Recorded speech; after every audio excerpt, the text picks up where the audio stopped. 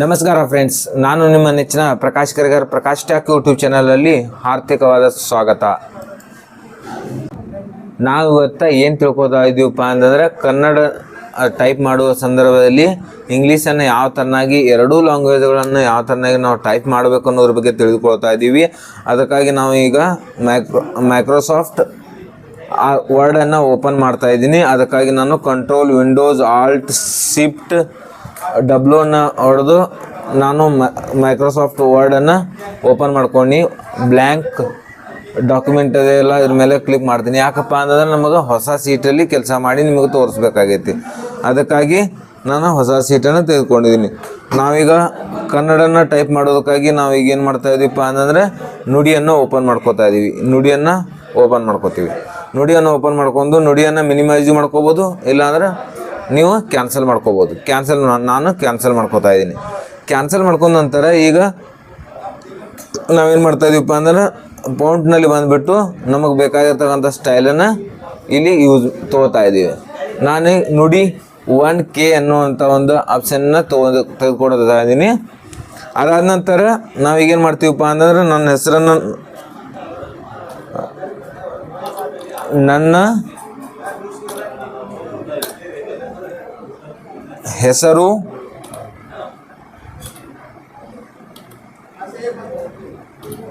ನನ್ನ ಹೆಸರು ಪ್ರಕಾಶ್ ಕರಿಗಾರ.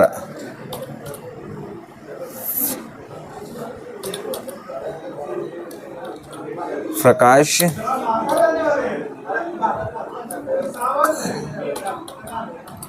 ಕರಿಗಾರ್ ಅಂತ ಟೈಪ್ ಮಾಡಿದ್ದೀನಿ. ಈಗ ನಾನು ಇದ್ರ ಮುಂದೆ ಇಂಗ್ಲೀಷನ್ನು ಟೈಪ್ ಮಾಡಬೇಕಾಗೈತಿ. ಅದಕ್ಕಾಗಿ ನಾವು ಈಗೇನು ಮಾಡ್ತೀವಪ್ಪ ಅಂತಂದ್ರೆ ಇಂಗ್ಲೀಷನ್ನು ಟೈಪ್ ಮಾಡೋದಕ್ಕಾಗಿ ನಾವು ಇಲ್ಲಿ ಬರ್ತೀವಿ. ಈ ಏರೋ ಮಾರ್ಕನ್ನು ಇಲ್ಲಿ ಇಂಪಾರ್ಟೆಂಟ್ ಆಗಿರ್ತಕ್ಕಂಥದ್ದು ಇಲ್ಲಿ ನಾವು ನೋಡ್ಕೋಬೇಕು.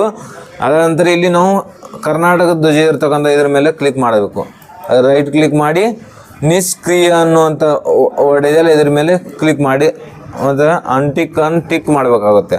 ನೋಡ್ಬೋದು ನೀವಾಗ ನಾನೀಗ ನಿಷ್ಕ್ರಿಯ ಮಾಡಿದ್ದೀನಿ, ನಿಷ್ಕ್ರಿಯ ಆಗೈತಿ. ಈಗ ನಿಷ್ಕ್ರಿಯ ಆದ ನಂತರ ನಾವೀಗ ಏನು ಮಾಡ್ಕೋಬೇಕಪ್ಪ ಅಂದರೆ ಇಲ್ಲಿ ನಾವು ವರ್ಡನ್ನು ಈ ಥರನಾಗಿ ಚೇಂಜ್ ಮಾಡ್ಕೋಬೋದು, ಇಲ್ಲ ಅಂದರೆ ನಾವು ಶಾರ್ಟ್ಕಟ್ನಿಂದನೂ ಮಾಡ್ಕೋಬೋದು. ನಾವೀಗ ಯಾವ ಬೇಕಾದ ಆಪ್ಷನ್ನಲ್ಲಿ ನಾವು ಟೈಪ್ ಮಾಡಲಿ. ನಾವೀಗ ಒಂದು ಕಂಟ್ರೋಲ್ ಅನ್ನು ಟೈಪ್ ಮಾಡಿದರೆ ಸಾಕು, ಕೆಲಬರಿ ಅಂತೇಳಿ ಇದನ್ನಾಗುತ್ತೆ. ಅದನ್ನು ಯಾವ ಥರನಾಗಿ ಮಾಡಬೇಕು ಅನ್ನೋದ್ರ ಬಗ್ಗೆ ನಾನು ನಿಮಗೆ ಮತ್ತೊಂದು ವಿಡಿಯೋದಲ್ಲಿ ಹೇಳ್ಕೊಡ್ತೀನಿ. ಈಗ ನಾವು ಶಾರ್ಟ್ಕಟನ್ನು ಯೂಸ್ ಮಾಡೋಕ್ಕಿಂತನೂ ನಾವು ಇದನ್ನು ಯಾವ ಥರನಾಗಿ ಚೇಂಜ್ ಮಾಡ್ಬೇಕು ಅನ್ನೋದ್ರ ಬಗ್ಗೆ ನಾನು ನಿಮ್ಗೆ ಈಗ ಹೇಳ್ಕೊಟ್ಟಿನಿ. ಈಗ ನಾವು ಈಗೇನು ಮಾಡ್ತೀವಪ್ಪ ಅಂದರೆ ಇಂಗ್ಲೀಷನ್ನ ಟೈಪ್ ಮಾಡ್ತೀವಿ. ನನ್ನ ಹೆಸರನ್ನು ಬರಿತಾ ಇದ್ದೀನಿ.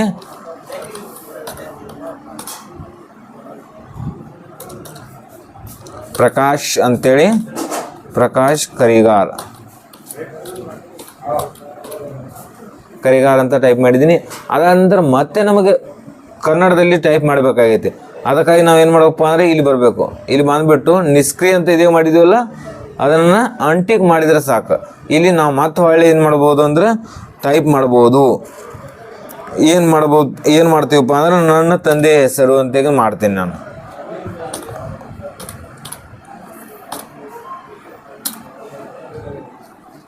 ನೀವು ನೋಡ್ಬೋದು